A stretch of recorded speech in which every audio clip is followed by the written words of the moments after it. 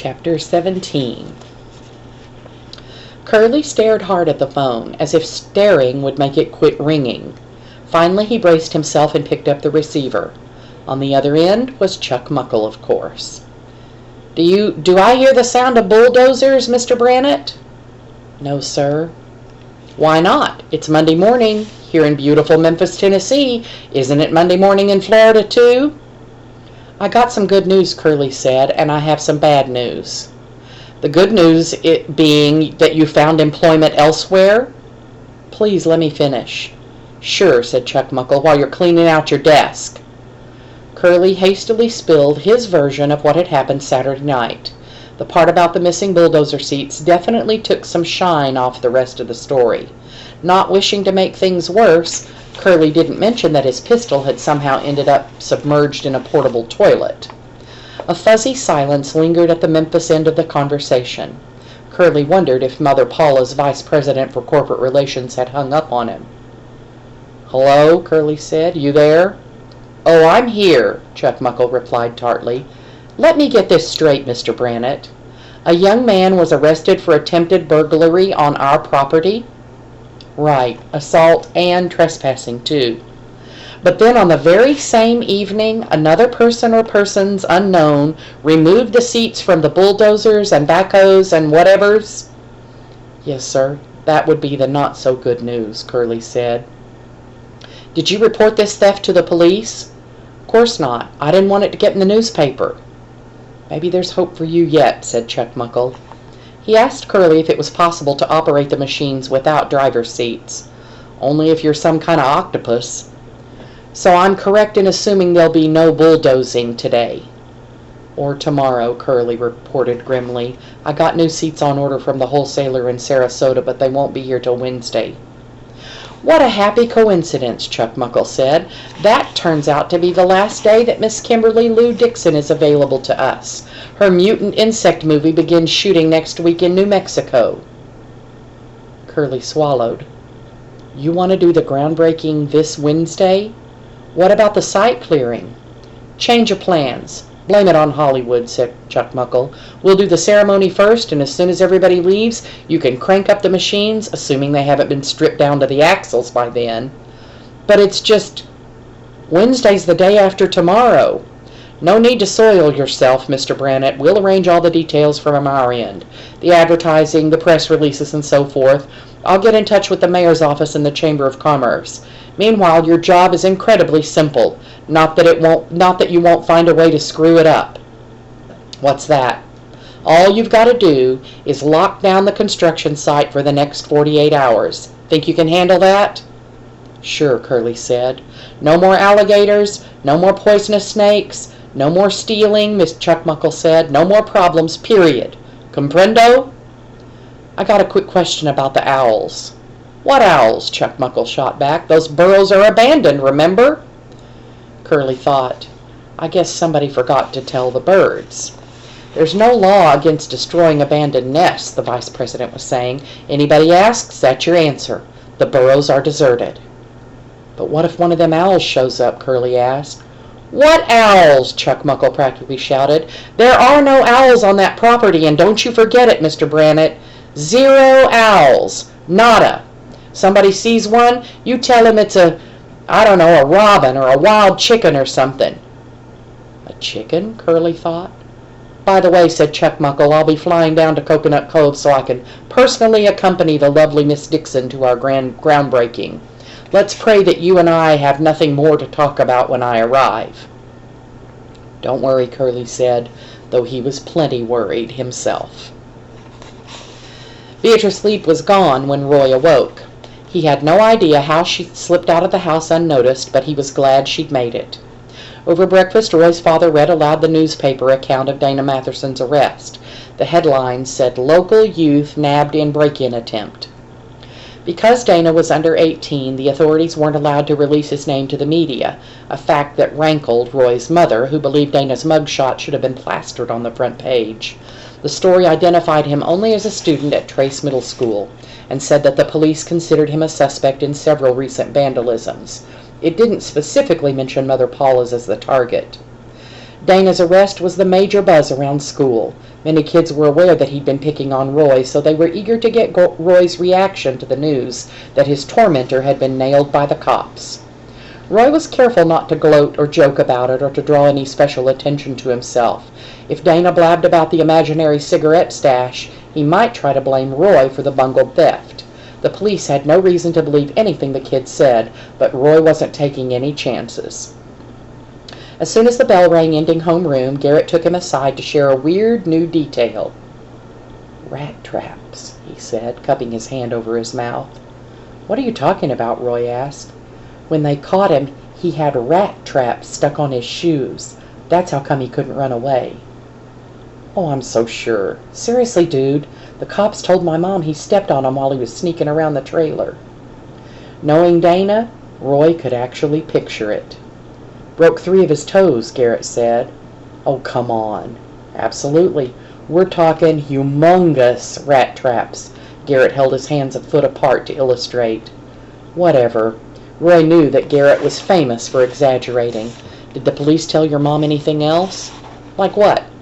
"Like what Dana was after." "Smokes is what he said, but the cops don't believe him." "Who would?" said Roy, hoisting his book bag over his shoulder. All morning he looked for Beatrice Leap between classes, but he never saw her in the hallways. At lunch hour, the girls' soccer players were sitting together in the cafeteria, but Beatrice wasn't among them. Roy approached the table and asked if anybody knew where she was. "At the dentist," said one of her teammates, a gangly Cuban girl. "She fell down some steps at home and broke a tooth, but she'll be ready for the game tonight." "Great," said Roy, but he didn't feel so good about what he had just heard. Beatrice was such a phenomenal athlete that Roy couldn't imagine her falling down the stairs like some ordinary klutz. And after seeing what she could do to a bicycle tire, he couldn't picture her breaking a tooth either. Roy was thinking about Beatrice when he sat down in American history. He found himself struggling to concentrate on Mr. Ryan's quiz, though it really wasn't that difficult. The final question was the same one that Ryan had asked him in the hallway on Friday. Who won the Battle of Lake Erie? Without hesitation, Roy wrote, Commodore Oliver Perry. It was the only answer he was sure he got right. On the bus ride home, Roy kept a wary eye on Dana Matherson's hulking friends, but they didn't glance once in his direction. Either Dana hadn't gotten the word out about what Roy had done, or his buddies didn't care all that much. The police captain was reading the arrest report when Officer Delinko and the sergeant came in. The captain motioned for them both to sit down. "Nice work," he told Officer Delinko. "You've made my life a whole lot easier. I just got off the horn with Councilman Grandy, and he's one happy camper." "I'm glad, sir," Officer Delinko said. "What do you make of this Matherson kid? What's he told you?" "Not much." The interrogation of Dana Matherson hadn't gone as smoothly as Officer Delinko had hoped. In the training films, the suspects always caved in and confessed their crimes. However, Dana had remained stubbornly uncooperative, and his statements were confusing. At first he'd said he was snooping around the Mother Paula's property in order to heist a load of Gladiator cigarettes. However, after speaking with a lawyer, the boy changed his story. He claimed he'd actually gone to the trailer to bum a cigarette, but the foreman mistook him for a burglar and came after him with a gun. "Matherson's a hard case," Officer Delinko told the captain. "Yeah," the sergeant said. "He's been around the block a few times." The captain nodded. "I saw his rap sheet, but here's what bothers me. The kid's a thief, not a practical joker. I can't picture him dumping alligators in porta-potties. Stealing porta-potties, maybe." "I wondered about that too," Officer Delinko said. The Mother Paula's vandal had displayed a dark sense of humor that didn't fit the Matherson boy's dim-witted criminal history. He seemed more likely to strip the wheels from a patrol car than to paint the windshield black or hang his shirt like a pennant from the antenna. "What's his motive for the funny stuff?" the captain wondered aloud. "I asked him if he had a gripe against Mother Paula's pancakes," Officer Delinko said, "and he said IHOPs were better." "That's it? He likes IHOP pancakes better?" "Except for the buttermilk," Officer Delinko reported. "He had nice things to say about Mother Paula's buttermilks."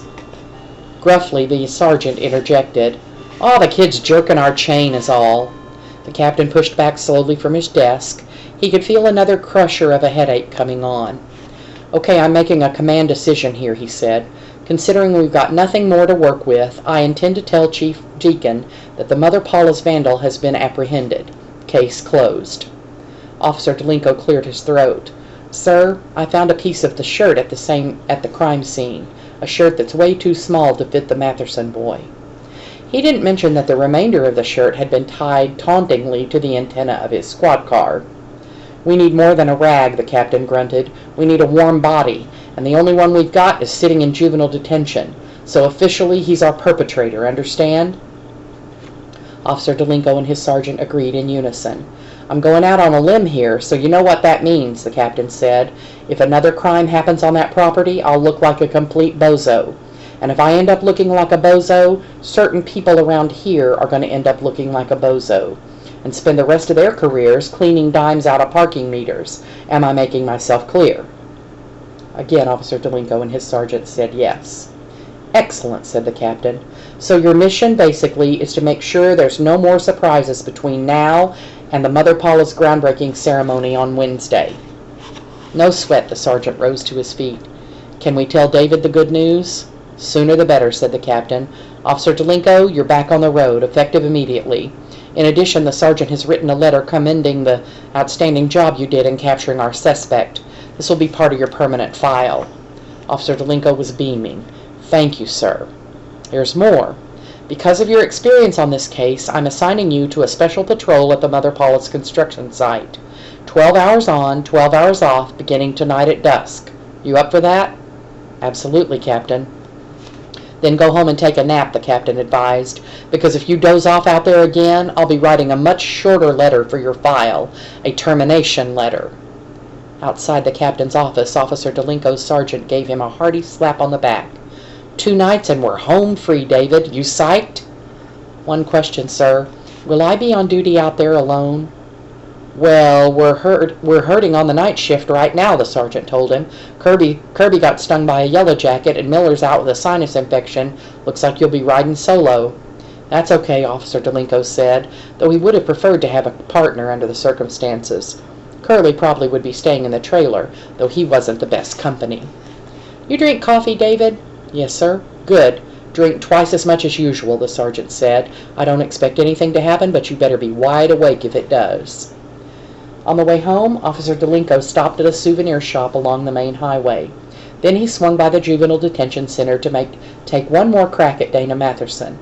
It would be such a relief if the boy admitted to even one of the earlier vandalisms. Dana was brought to the interview room by a uniformed guard who took a position outside the door. The kid was dressed in a rumpled gray jumpsuit with the word inmate stenciled in capital letters across the back. He wore only socks because his toes were still swollen from the rat traps. Officer Delinko offered him a stick of gum, which the kid crammed into his cheeks. "So, young man, you've had some time to think." "'Bout what?" Dana blew a bubble and popped it. "You know, your situation."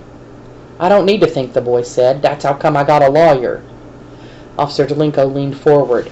"Forget the lawyers, okay? I'll put in a good word with the judge if you'll just help me clear up some of the other cases. Are you the one who painted the windows of my patrol car?" The boy snorted. "Why would I do a dumb thing like that?" "Come on, Dana, I can make things easier for you. Just tell me the truth." "I got a better idea," the boy said. "Why don't you just kiss my big fat butt?" Officer Delinko folded his arms. "See? That's exactly the sort of disrespect for authority that got you here in the first place." "No, man. I'll tell you what got me here. That little dork Roy Eberhard is what got me here." "Not this again," Officer Delinko said, rising. "Obviously, we're wasting our time." Dana Matherson sneered. "Duh." He pointed at the small shopping bag that the patrolman placed on the table. "Did you finally bring me some smokes?" "No, but I got you something else." Officer Delinko reached into the bag. "A little buddy to keep you company," he said, casually dropping it in the boy's lap. Dana Matherson howled and bucked and tried to knock it away, toppling his chair in a panic. He leaped from the floor and scrambled out the door, where the guard clamped a brawny hand on his arm and led him off. Officer Delinko left alone to ponder the object lying on the linoleum tile, toothy, scaly, and lifelike, except for the $3.95 price sticker glued to its snout. It was a rubber alligator, which Officer Delinko had purchased at the tourist shop. Dana Matherson's reaction to the harmless toy convinced the patrolman that he couldn't possibly be the Mother Paula's vandal. Anyone so freaked out by a puny fake wasn't capable of handling a real alligator, especially in the forbidding darkness of a traveling John. The true culprit was still out there somewhere, dreaming up a new scheme. Officer Delinko had 2 long, nervous nights ahead of him. The Eberhards owned a home computer which Roy was allowed to use for homework assignments and for playing video snowboard games. He was good at browsing the internet, so with no difficulty he was able to Google up plenty of information about the burrowing owl. For instance, the type found in Florida went by the Latin name of Athene canicularia floridana and had darker feathers than the western variety. It was a shy little bird and, like other owls, was most active after dark. Nesting usually occurred between February and July, but fledglings had been observed in dens as late as October. Systematically, Roy scrolled down the search items one by one until he finally hit the jackpot. He printed out 2 single-space pages, zippered them into his backpack, and hopped on his bicycle. It was a quick ride to the Coconut Cove City Hall. Roy locked up his bike and followed the signs to the Building and Zoning Department. Behind the counter stood a pale, freckle-faced man with pinched-looking shoulders. When the man failed to take notice of him, Roy boldly stepped forward and requested the file for Mother Paula's All-American Pancake House. The clerk seemed amused. "Do you have a legal description?" "Of what?" "The property." "Sure, it's the corner of East Oriole and Woodbury." The clerk said, "That's not a legal description. It's barely even a proper address." "Sorry, it's all I've got." "Is this for a school project?" the clerk asked. "Why not?" mused Roy. "Yes," he said. He didn't see the harm in a tiny fib if it helped save the owls. The clerk took Roy to wait while he cross-checked the street location. He returned to the counter carrying a fat stack of files in his arms. "Now, which of these did you want to see?" he asked with a slight smirk. Roy stared in bewilderment. He had no idea where to begin. "The one with all the construction permits?" he said. The clerk pawed through the stack. Roy had a gloomy feeling that the forms and documents were written in such technical terms that he wouldn't be able to understand them anyway. It would be like trying to read Portuguese. He said. "That file's not here," the clerk said, carefully tidying the tall pile. "What do you mean?" Roy asked. "The folder with all the permits and inspection notices. It's been checked out, I guess." "By who?" "I'll have to talk to my supervisor," the clerk said, "and she's already left for the day. The office closes at 4:30, and it's already, 4:27. For emphasis, he tapped the face on his wristwatch. "Okay, I'll be back tomorrow," Roy said.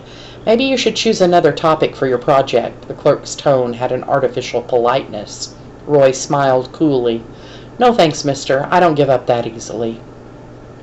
From City Hall, he rode his bike to a bait shop, and using a stash of leftover lunch money, bought a box of live crickets. 15 minutes later, he was sneaking through the junkyard. Mullet Fingers wasn't holed up in the ice cream truck, though his rumpled sleeping bag was still there. Roy waited inside for a while, but without AC, it was unbearably hot and sticky. Before long, he was back on his bike, heading for the corner of East Oriole and Woodbury. The gate was padlocked. There was no sign of the grumpy bald foreman. Roy walked along the outside of the fence, scouting for Beatrice's stepbrother or any clever surprises he might have left for the Pancake House people. Roy wouldn't have noticed anything unusual had he not spooked one of the owls, which flared from its burrow and landed in the cab of the bulldozer. That's when Roy saw that the seat was missing. He immediately checked the other earth-moving machines and found the same thing. "So that's what the kid was up to the other night," Roy thought gleefully. "That's why he told me to bring a wrench." Roy walked back to the gate and opened the container of crickets and held it up to the fence. One at a time, the insects hopped out of the box, jumped through the chain-link holes, and landed on the ground. Roy was hopeful that the owls would find them once they came out of their dens for supper. He probably should have left when he heard the first honk, but he didn't. He knelt there patiently and waited until every last cricket had vacated the box. By then, the honking had swollen to a steady blare, and the blue pickup truck was screeching to a stop. Roy dropped the box and jumped on his bike, but it was too late. The truck had blocked his escape. The beet-faced bald guy vaulted from the cab and hoisted the bicycle by its seat, Roy pedaling furiously in suspension. His feet were a blur, but he wasn't going anywhere. "What's your name? What are you doing here?" the foreman hollered. "This is private property. Don't you know that? You want to go to jail, Junior?" Roy stopped pedaling and caught his breath. "I know what you're up to," the bald man snarled. "I know your sneaky game." Roy said, "Please, mister, let me go. I was just feeding the owls." The crimson drained from the foreman's cheeks. "What owls?" he said, not so loudly. "There ain't no owls around here." "Oh, yes, there are," Roy said. "I've seen them." The bald guy looked extremely nervous and agitated. He put his face so close that Roy could smell cooked onions on his breath. "Listen to me, boy. You didn't see no owls, okay? What you saw was a wild chicken." Roy stifled a laugh. "I'm so sure. That's right. See, we got these dwarf chickens, mister. What I saw was an owl, and you know it," Roy said, "and I know why you're so scared." The foreman let go of Roy's bicycle. "I ain't scared," he said stonily, "and you didn't see no owls. Now get out of here and don't come back unless you want to go to jail like the last kid got caught trespassing." Roy carefully guided his bicycle around the pickup truck, then took off at full speed. "They was chickens!" the bald guy bellowed after him. "Owls!" Roy proclaimed triumphantly. Up, up, up the steep mountainside he went. That's what he was imagining anyway. That's what gave him the strength to push so hard. In reality, Roy was rolling along East Oriole Avenue, which was as flat as a Mother Paula's pancake. He was very worried that the construction foreman would change his mind and chase after him. Any second, Roy expected to hear honking behind him, curses in the wind, the pickup truck trailing so closely he would feel the heat off its big V8 engine. So Roy didn't look back and he didn't slow down. He pedaled as fast as he could, his arms taut and his legs burning. He wouldn't stop until he reached the crest of his imaginary Montana mountain and coasted downhill into the coolness of the valley.